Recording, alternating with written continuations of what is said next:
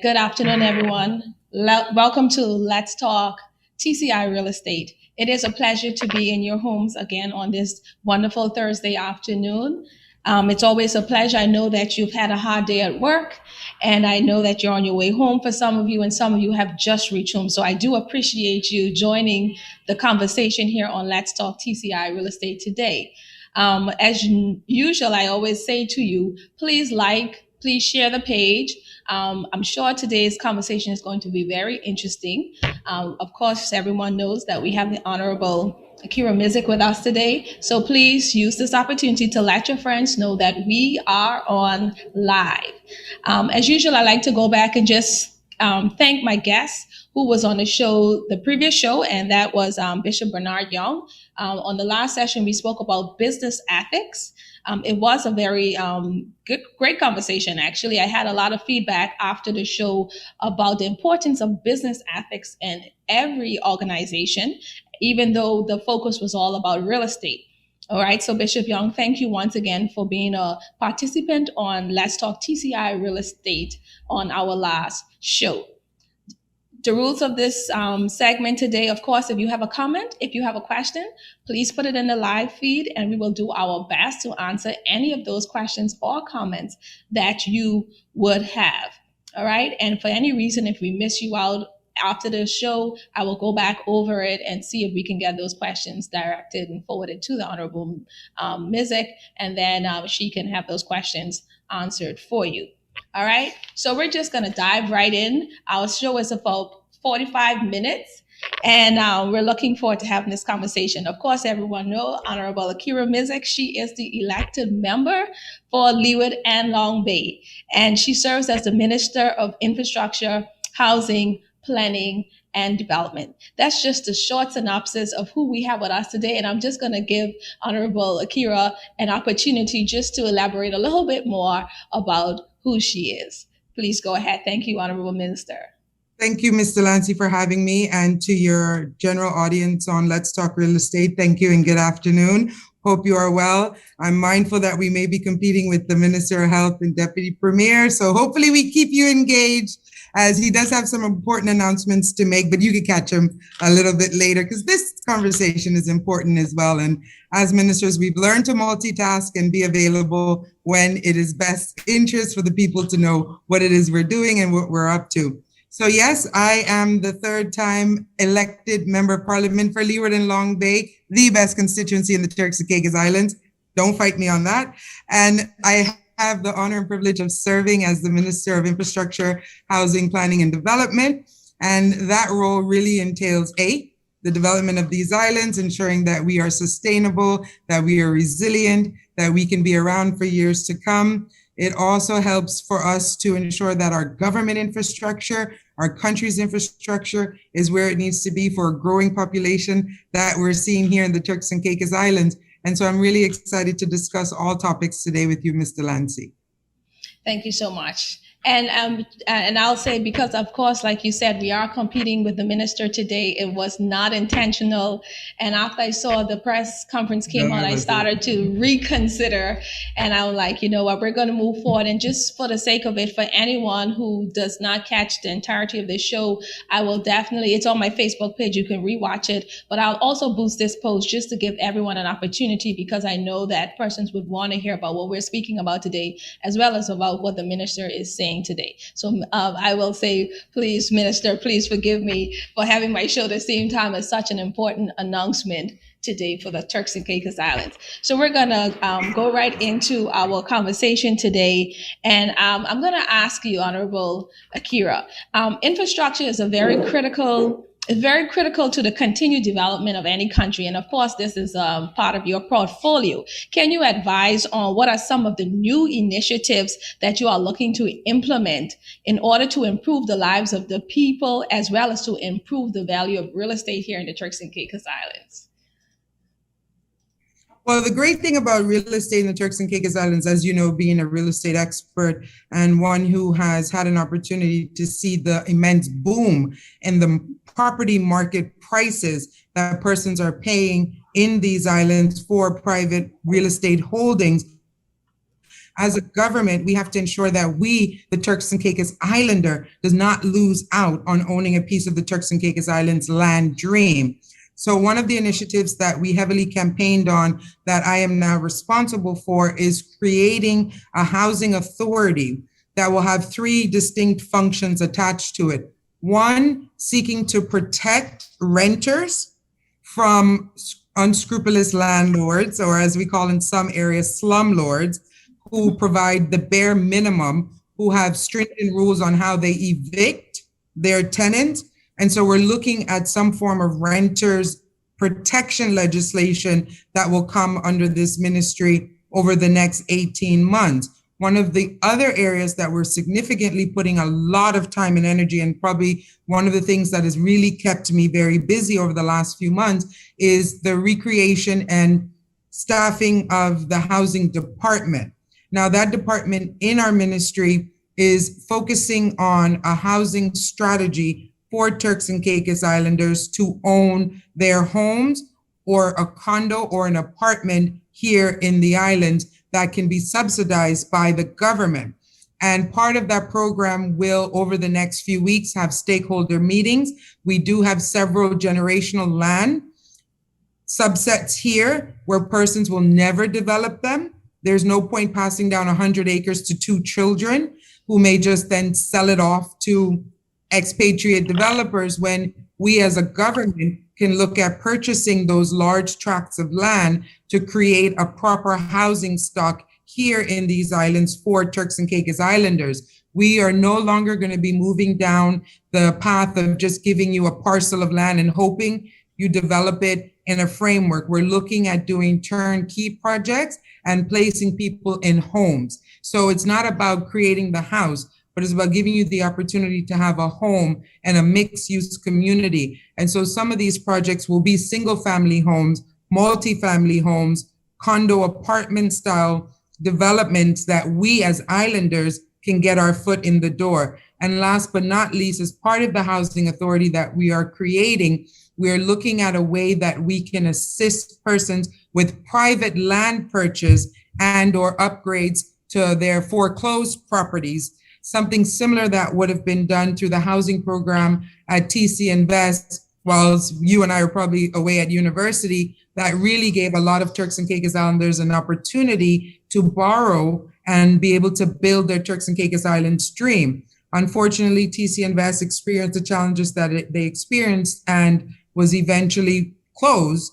We do have Invest TCI, but their main focus is external investment or inward investment and local entrepreneurship investment, but not necessarily land development and home ownership. And so the Housing Authority will also have a subset on how we can negotiate with the international lenders, the three main commercial banks we have here, and working with the credit union that we are bringing on stream, how to advance funding for persons who are interested in purchasing outside of a government scheme. You have said so much in such a short time. I'm Sorry. like, that's okay. But I was like trying to, because now questions are like just coming in my mind as you speak about so many of the things. You talked about lenders, you talked about housing. Okay, I have a few questions out of what you've just said, a few minutes ago. You talked about acquiring generational properties and utilizing that to create such a scheme. So, for persons who do not have their, just say their generational property in order, I guess, are you looking into, how are you going to maneuver that in terms of directing them in the path in order to get it sought out in terms of the right person dealing with it? Because I know in dealing with generation property, it's not easy to decide, to get families to come together to make such a decision. How do you think you're going to get around that whole issue of getting families on board to be able to partner with you to get this done? In that regard, you are so correct. The probate process here in the Turks and Caicos Islands is one that gave me much headache over the years. I did specialize in probate, which deal with a lot of generational property disputes among siblings that are overseas, among siblings who mother or father were not registered on the birth certificate, but were always known to be the child of this person, etc. So one of the ways that we're going to look at trying to chart our way through it, because each grouping of large scale parcels, so when we say generation property, we're not really looking to purchase 5 acres. We're looking at those generational property, a complement that may have 50 to 100 acres kind of just sitting there, but no one is going through the process of mutating, getting the estate settled. We will have meetings, we will have invitations for the parties who may be beneficiaries of the original estate to come around the table to elect a representative. Depending on how big the group is, they may need to elect 5 representatives, because at the end of the day, we want all the beneficiaries to be able to benefit from the acquisition that the Crown is seeking to make in order to land bank this land to redevelop and distribute to Turks and Caicos Islanders. And last but not least, the one option that we would hate to have to do, but would do because this is very important to us as islanders, compulsory acquire the land. And hopefully once the payments are agreed and distributed fairly, that everyone feels they've walked away with a fair opportunity to have their voice heard and receive their share of the inheritance that has lingered for the years that it's lingered.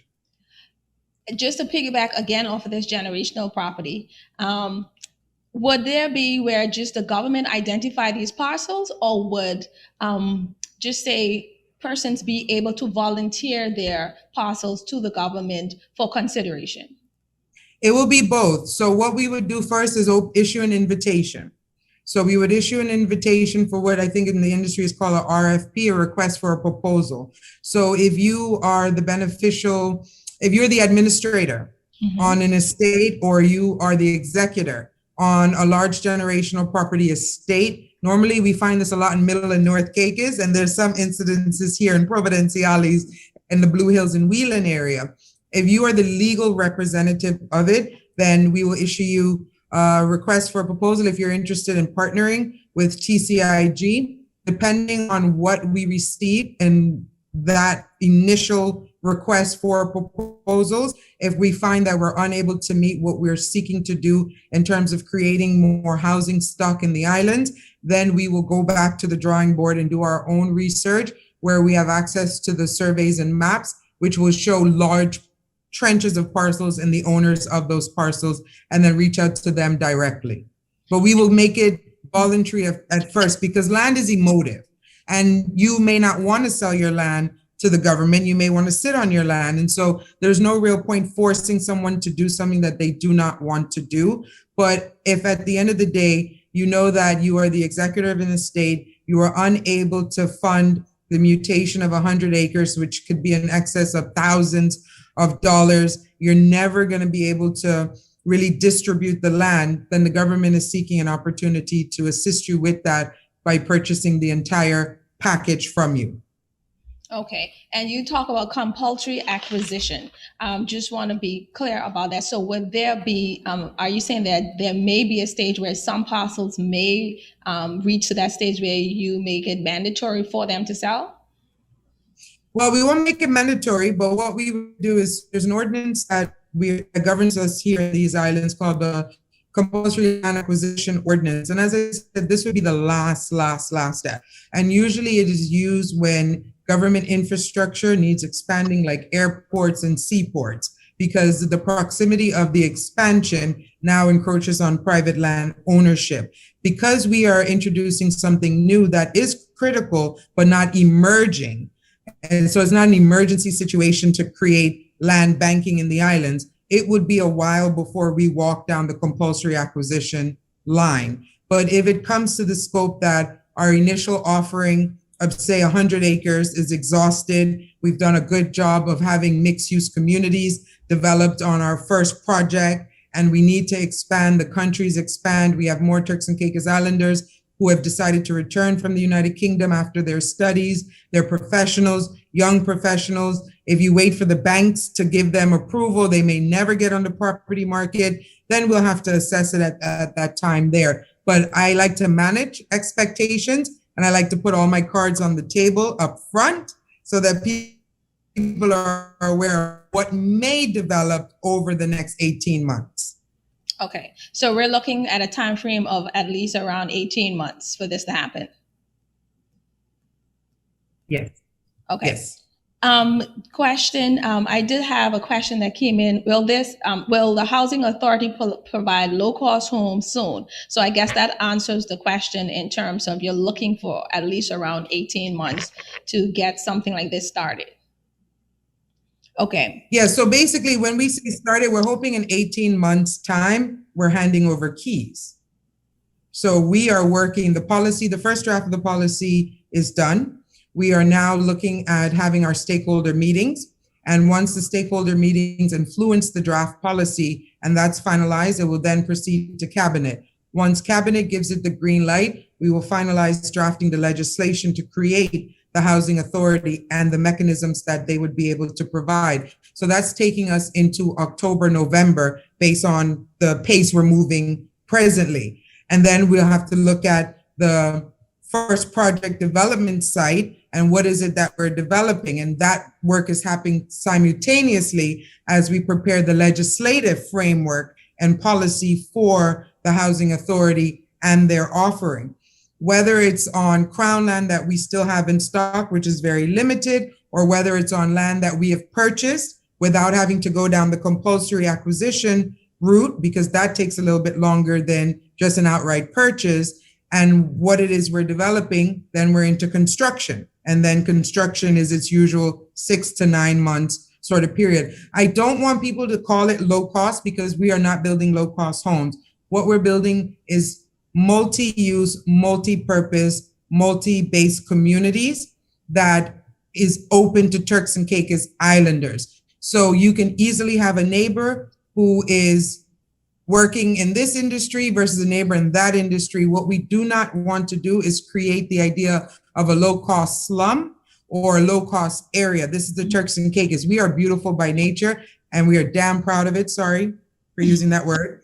And we are proud of that. And we want our people to feel proud in the communities that they live in, regardless of what subdivision we call it colloquially. These will be purpose-built. They will be nicely done, and they will be homes that all of us would be proud to have an opportunity to live and own in due course. All right. So would this be, I just want for clarification, throughout the Turks and Caicos Islands? Okay. We're going to start in Provo and Grand Turk because that is where the housing market has really shown us it's exhausted. Okay, sounds good.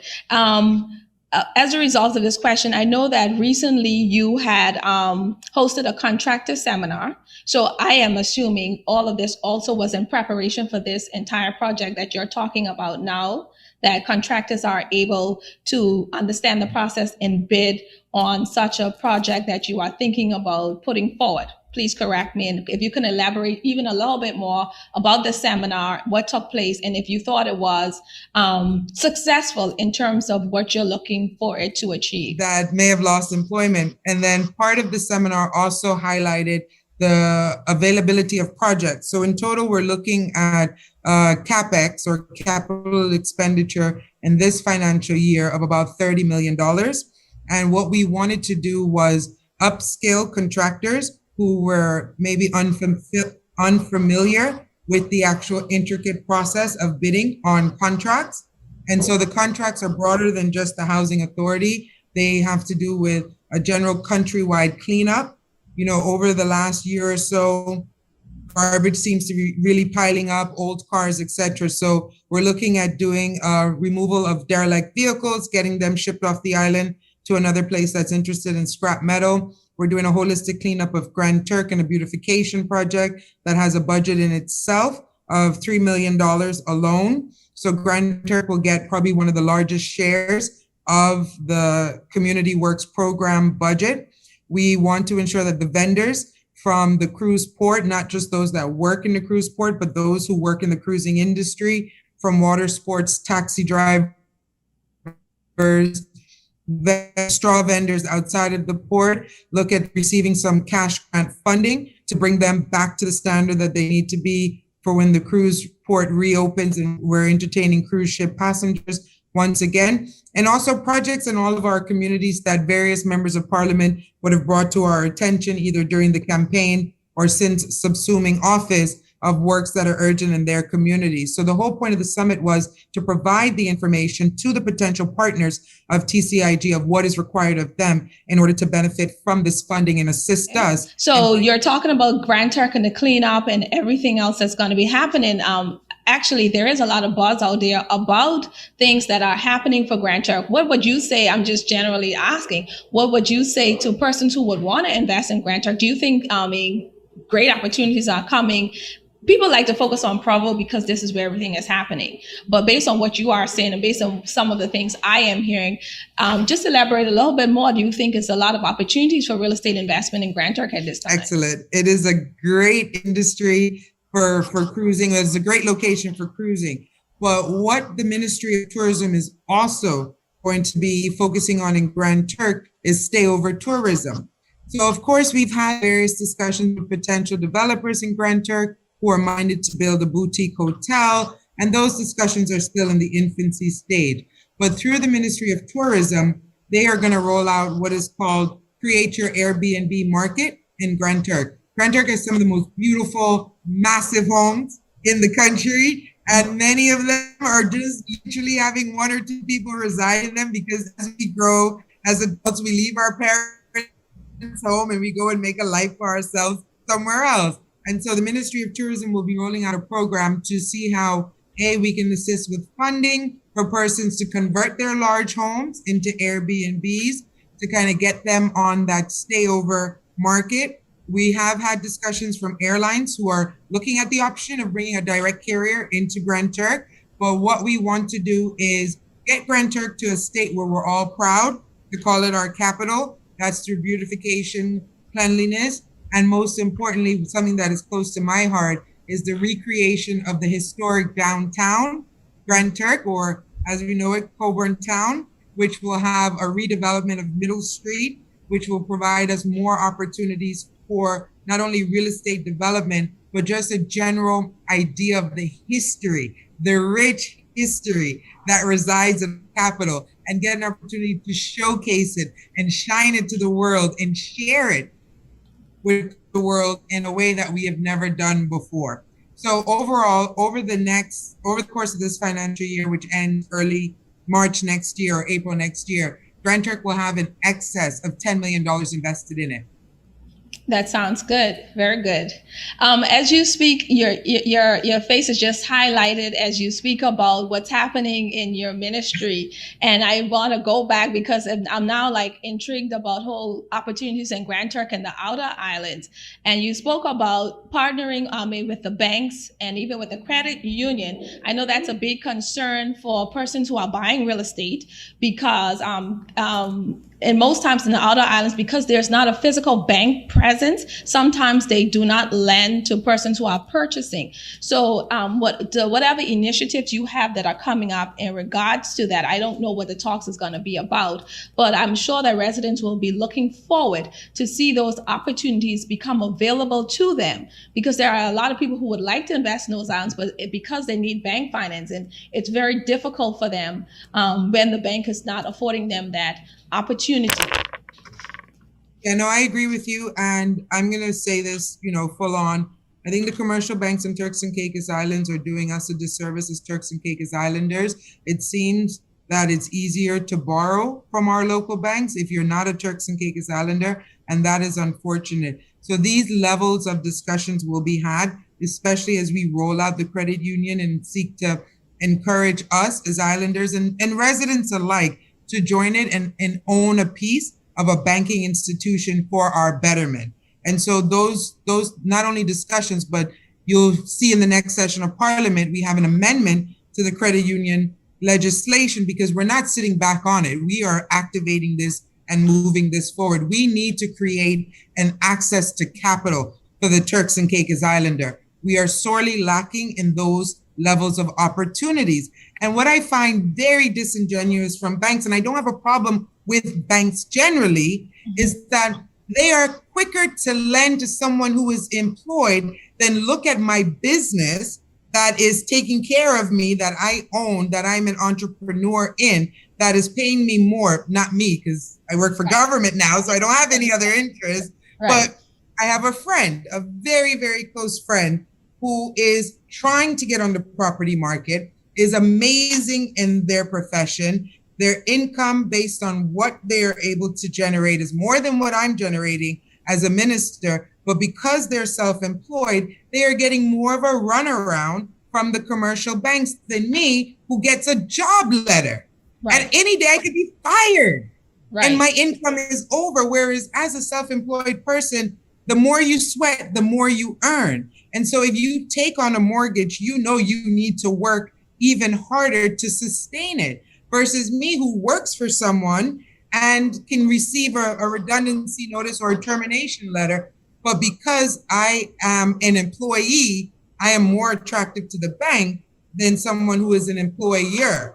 And so we need to change this mindset. It is disingenuous to where we have come from as a country, where we were the employers. We built this country. And then the doors opened and all sorts of people came in from big airplanes and came up with these great ideas. And then we wanted to work in offices. We didn't want to own anything. We wanted someone to be responsible for the overhead and the paycheck. And then so the entrepreneurship spirit in us died for a period of time. Now it's back. And entrepreneurs are doing exceptionally well. But we need to assist them, because without that level of assistance and that mind shift of the commercial banks or the ownership of a credit union, they will always be at the back of the line to receive funding last than, say, someone who is employed at a big company per se. Sorry, I just get really passionate about that point because I know that it is a reality that many of us are facing today. Yes, no, it is a reality. And definitely, like I said, being in real estate, I mean, I experience that a lot when customers are passionate about when they're not able to borrow from the bank and they're trying to figure out what's the next step. And as agents, we have to try to get creative to figure out how they can purchase real estate when they do not qualify with the bank. So that's a very, I think, very important point in that you guys are looking into. And I've heard about the credit union talks about it year after year after year, and if you are putting it into motion, I think it's ripe for this time, and especially with such projects that the government is trying to put forward. Yes.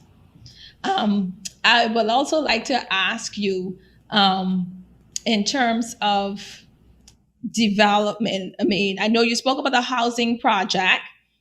Are there any other infrastructures that you are thinking to put in place? Because of course, people think about real estate, they want to also think about everything that else is happening around them. I know we always talk about we're putting new roads, but sometimes people are just tired about hearing, okay, we're creating a new road. What other infrastructure improvements are coming for the Turks and Caicos Islands?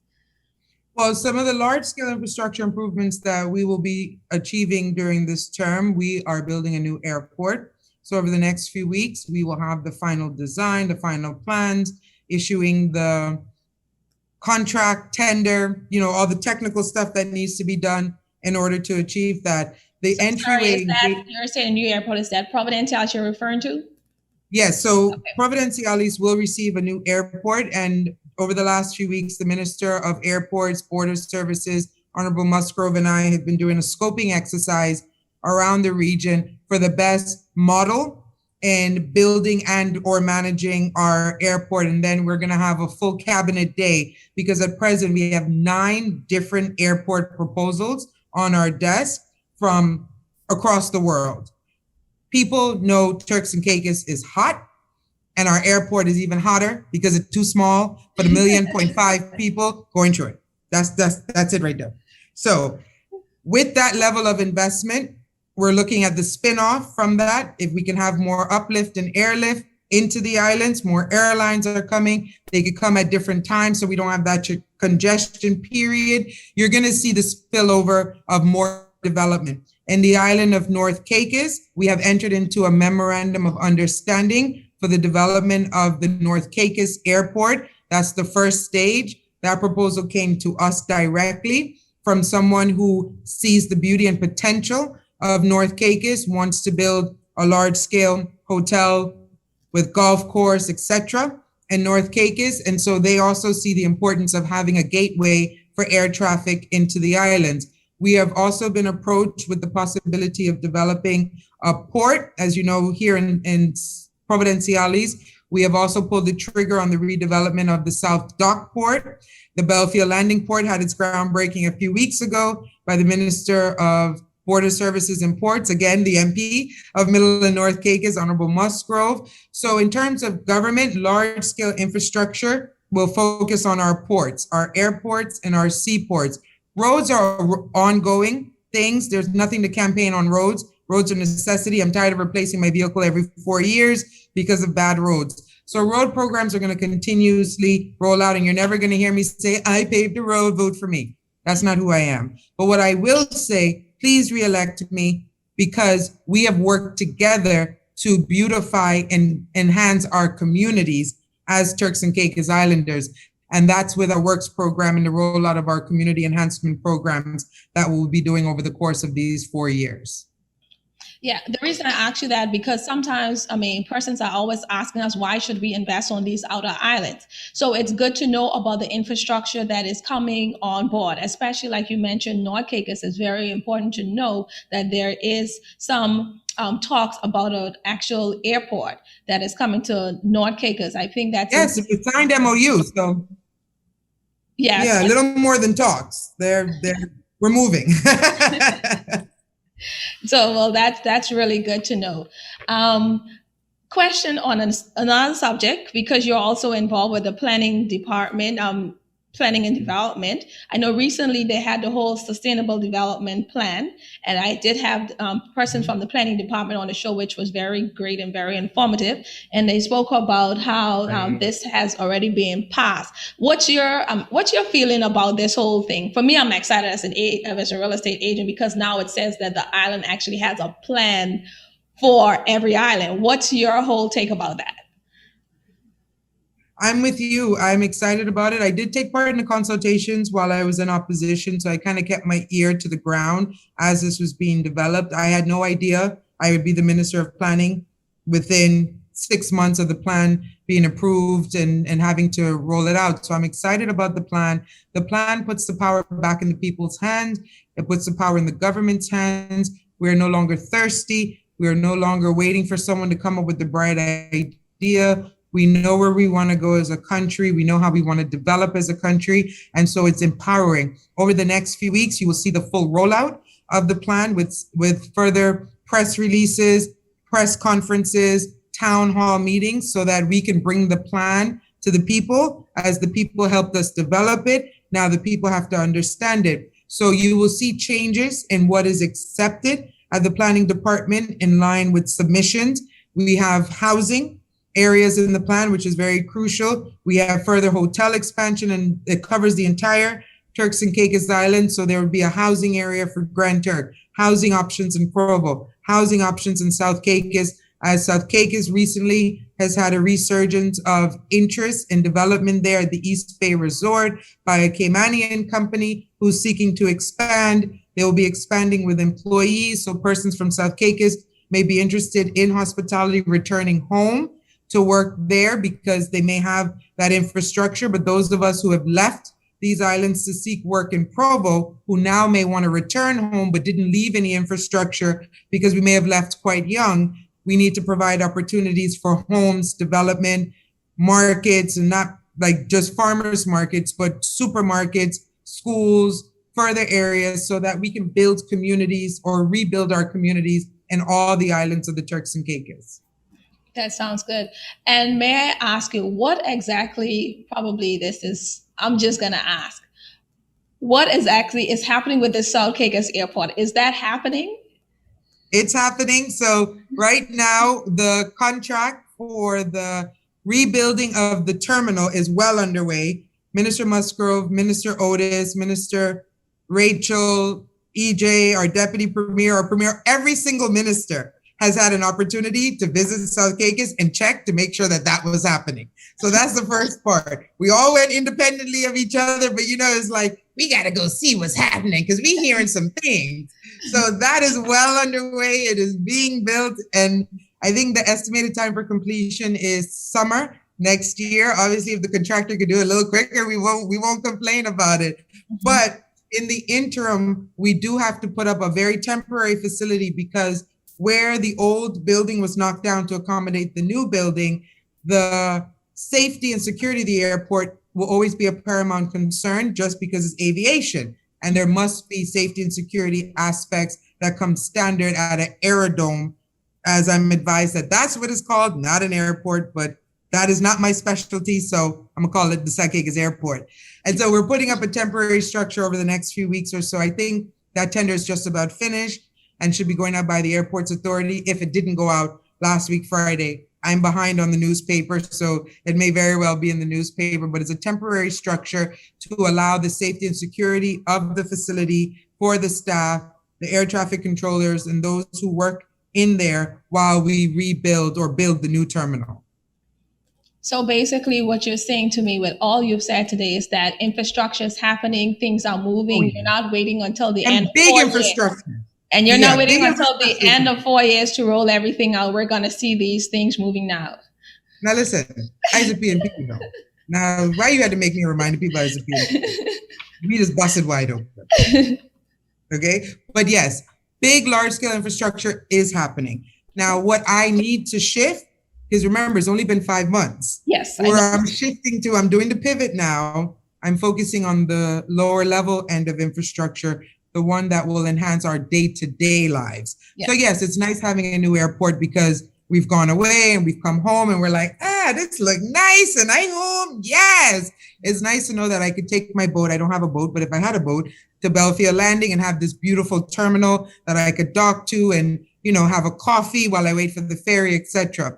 It's nice to know that I could fly into South Caicos and walk through this new terminal over the next year or so and spend the weekend with family and friends there. Those are nice things, but those do not impact our day-to-day lives. So now the pivot over the remaining part of this calendar year to December will be things that affect our lives.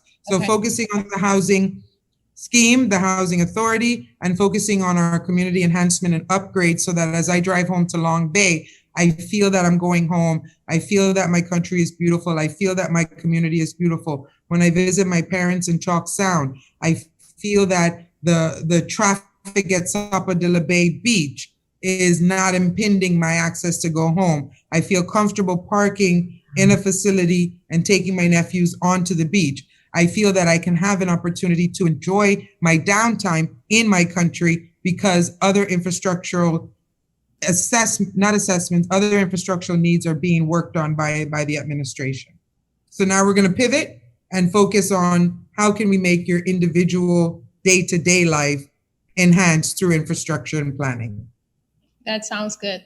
So I also want to ask, again, real estate wise, because of prices, I know the housing opportunity is becoming available. But for persons who want to purchase just even private property at this particular time, with the increase in prices here, especially on Providence Island, we try to, shift persons to the outer islands like North Caicos and above because those where prices are more reasonable. What you're saying today to me is that it only encourages, it encouraged me to encourage others to invest on the other islands because opportunities are coming for those islands and they're not going to be left behind. Yeah, no, the islands are not going to be left behind. And my advice, and it's something that I'm actually looking at doing as well, is trying to find a way to get my foot into the villa market. And the prices that are in Grand Turk and the prices in North and Middle Caicos are a lot more friendlier than what I'm finding here in Providenciales for raw land that I can develop, create this little villa, and then have my guests, land in Provo, take a ferry over to the new Belfield landing site, explore Middle and North Caicos, and reside and spend their vacation there, or similarly, fly over to Grand Turk or to South Caicos. So I would encourage us that if you are looking at investing, this is the time to start land banking and securing your parcels outside of Provo and maybe Grand Turk, because the other islands are growing and the other islands are now going to offer a different tourism product. Tourism is not just about the Grace Bay high rises anymore. Tourism, as we know, as a result of COVID, and that's where we've seen a different style of tourists arrive in these islands over the last 6 months. It's about the villa experience. People want to be in a bubble. People don't want to be around a lot of people. And dare I say, the villa experience is a bit more cost effective, because if I can rent a 3-bedroom villa for me and 5 of my best friends, the 6 of us, it's more cost effective than each one of us getting an individual hotel room. Correct. All right. I want to ask you one last question. For sure, 45 minutes is here already. I want to ask you one last question before we really wrap it up. Perhaps it may not be your area, but I'm just thinking out aloud. So if it's not your area, you can just tell me. Dealing with land, and sometimes I'm thinking about the planning department in this regard. Like we're talking about generational properties, or we're talking about, people come here and they invest in properties, and they just, because we have this policy, you don't have to build on your land right away. Some people just tend to leave it. Sometimes there's persons go and they squat on the land. I'm just thinking from a planning standpoint, is there any new policies that are coming in place that will help, to address these issues from that standpoint? Has there been any talks about how to deal with squatters on land from the planning standpoint? Yes, the talks are happening, and I've already started receiving reports from the planning department on investigations that they're doing. So it's twofold approach. You cannot legally squat on Crown land. And so in several areas where people have done so, we are looking at how far the development is. Is it structurally sound? Is it safe? If it's not, then we have to knock it down. And that's why the housing estate is so important. Getting the housing authority up and running is so important, because we would like to think it's one group of people who's squatting on Crown land. But I can tell you, based on the data that I have received from the investigation, it's me and you, Mr. Lancy, who are also squatting on Crown land and building and taking a little extra piece here that didn't really belong to us, that we thought belonged to us. We weren't sure about the boundary, So when we think squatting, we think of shacks. It's not just shacks. And I said this a few weeks ago, I think in a press conference, that we as islanders need to be a little bit more truthful, that we have also broken the law. So you cannot legally squat on Crown land. Private land you can legally squat on, and there's a whole mechanism that can assist you in acquiring it after a period of time. What we are seeking to do is that we are going to write to private landholders when the review is completed, because as the owner of that property, they are in breach of the law by allowing an illegal development to happen on it, because a lot of the development that is unlawful, not illegal, unlawful development, because it's not a crime, it's a breach of the law. I know it's the lawyer in me that's splitting hairs right now. But the unlawful settlement, as it's called, is any development that was done without planning permission. And so there is a penalty that can be invoked for that. And that is a penalty that the owner of the property would be levied against them. And last but not least, we are also looking at rolling out the amenity orders that is provided in the physical planning ordinance, which will provide those of us, again, who are not being good property owners, who have all sorts of things on our property that should not be on our property, like broken boats and cars and things, bringing down the value of our neighbor's land. We will also be working with you to have those items removed, and failing for you to remove them, TCIG will remove them, but then we will be placing a restriction on your property to recoup those costs as well. So when we say we are coming to clean up the Turks and Caicos Islands, that is exactly what we're prepared to do as an administration. It's not sexy, but it got to be done, because we've been talking about it for so long, Mr. Lancy. We've been complaining about it in our little chat groups. We've been on Facebook. The government need to do this. The government need to do that. The government's going to do it. You're not going to be happy about it, but at the end of the day, it is in the best interest of the whole and not the one. Right. I will say one last point. This isn't a question. One last point on the whole squatting, issue. I know, like you were talking about persons who need to be responsible for persons who are on their land squatting, but I also feel that I think the public needs to be educated a little bit more about expectations of the public, and what their rights are, and what they need to do. I'm not saying that everyone probably aren't aware of it, but I think a little bit more education needs to be done. I'm just saying, in the real estate field, you have persons who come to sell their property, and they, like I say, have had it for a long time and didn't realize someone was squatting. So now it becomes a big concern as to how to deal with it. So I just think for education purposes, I think we need to be educated a little bit more as the general public as to what our rights are and what we need to do to prevent this from happening or to rectify these situations, should they occur. And we'll do that. We are not going to penalize Turks and Caicos Islanders for not knowing what should happen from what shouldn't happen. Right. We're not monsters. There will be a rollout period. There will be notices. There'll be the necessary releases. There'll be the town hall meetings. We're not going to make any of these major moves without our people knowing that it's happening and that there's time. We will ensure there's time to rectify any breaches that have occurred. Now, it's for those who will willfully ignore every single opportunity to regularize themselves that we would then say, you have given us no other choice. We must go down this road. Yes. No, I totally understand that. Yes. So thank you so much, Honorable Akierra Missick. I'm going to leave this opportunity just for any closing words that you have that you would like to say today, because I think it was really a lot of good information, and I am excited. Talking to you, I'm excited already about the housing project, because we do need, proper housing for persons. We are so low in inventory from the, private standpoint, and we have a lot of people who just can't afford it. So like you say, I think it's a good initiative that the government is putting forward. So I am looking forward to it. But I'm going to leave this opportunity for you to give any closing remarks before we leave today. Well, I just want to say thank you for the opportunity. And as we roll out a lot of these initiatives, I hope I get another opportunity to come on and kind of speak about them and generate the interest and help your platform get the message out as it relates to the housing market, how we're doing with it, how can we encourage Islanders to get on it, how we're going to create opportunities for Islanders to get on it. I'm here for the Islander. I made no apology about that in 2012. I make no apology about that in 2016, and I'm sure not going to make any apology about that in 2021.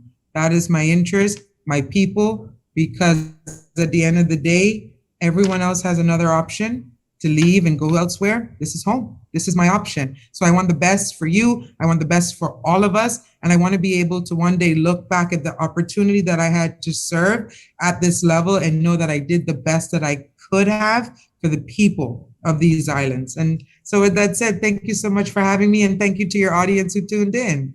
Thank you so much. So until I'll say to everyone who's listening, and definitely I will, I actually am going to boost this post, because I know, like I've said before, a lot of people are just coming home from work.